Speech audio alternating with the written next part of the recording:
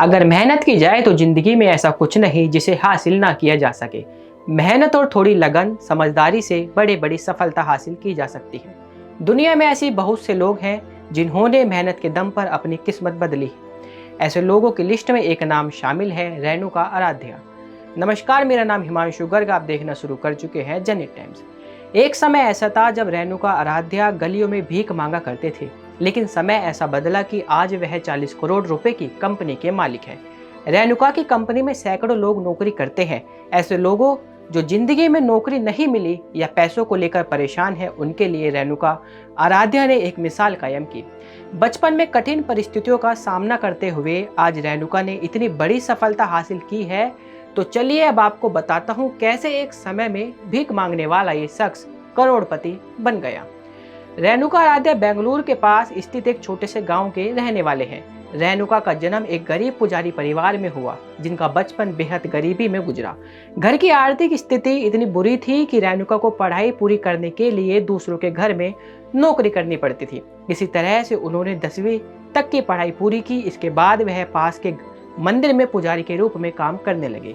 पूजा के बाद रेणुका और पिता घर घर जाकर लोगों से चावल, आटा और दाल मांगते थे। इसी से उनके घर का गुजारा होता था।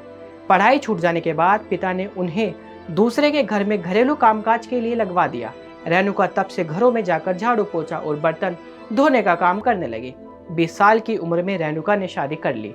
रेणुका का मानना था शादी उन्हें जिम्मेदार बना देगी। इस बीच वे सिक्योरिटी गार्ड की नौकरी और मजदूरी करते रहे। उनकी पत्नी भी किसी फार्म में हेल्पर का काम करती थी, जो बाद में दर्जी बन गई। रेणुका पर जिम्मेदारी बढ़ रही थी, इसके चलते उन्होंने लैथ मशीन पर काम शुरू किया।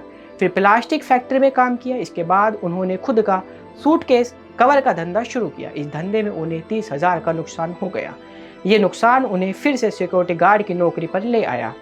रेणुका हमेशा से जीवन में कुछ बड़ा करना चाहते थे। इसी के चलते उन्होंने सिक्योरिटी गार्ड की नौकरी छोड़ दी और ड्राइविंग सीखना शुरू किया। काफ़ी मेहनत के बाद वह एक अच्छे ड्राइवर बन गए। कुछ दिनों बाद उन्होंने एक ट्रैवल एजेंसी ज्वाइन की। इस ट्रैवल एजेंसी में वह विदेशी पर्यटकों को घुमाने का काम किया करते थे। इसमें उन्हें अच्छी टिप्स भी मिल जाती थी। करीब 4 साल तक बतौर ड्राइवर उन्होंने काम किया।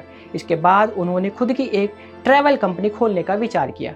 रेणुका ने अपनी खुद की सेविंग और बैंक से कुछ मदद लेकर अपनी पहली कार खरीदी और प्रवासी कैब प्राइवेट लिमिटेड नाम से एक कंपनी की शुरुआत की। इस कार को 1 साल चलाने के बाद उन्होंने एक कार और खरीद ली। रेणुका को पता चला कि एक कैब कंपनी की स्थिति खराब चल रही थी। वह अपने बिजनेस को बेचना चाहती थी। इस दौरान रेणुका ने करीब 6 लाख रुपए में उस कंपनी को खरीद लिया। कंपनी के पास उस समय करीब 35 कैब थी। यहीं से उनकी सफलता की कहानी शुरू हुई। रेणुका को असली सफलता तब मिली जब अमेज़न इंडिया ने खुद के प्रमोशन के लिए उन्हें चुना। धीरे धीरे वॉलमार्ट, जनरल मोटर जैसी बड़ी बड़ी कंपनियां रेणुका के साथ काम करने लगी। वक्त बीतने के साथ उनकी कंपनी का टर्नओवर 40 करोड़ के पार हो गया। आज उन्होंने इस कामयाबी के जरिए 150 से भी ज़्यादा लोगों को रोजगार दिया है। यदि आप इस तरह की सक्सेस स्टोरी देखना चाहते हैं तो हमारे जनहित टाइम्स को सब्सक्राइब करें और हमारे साथ बने रहें।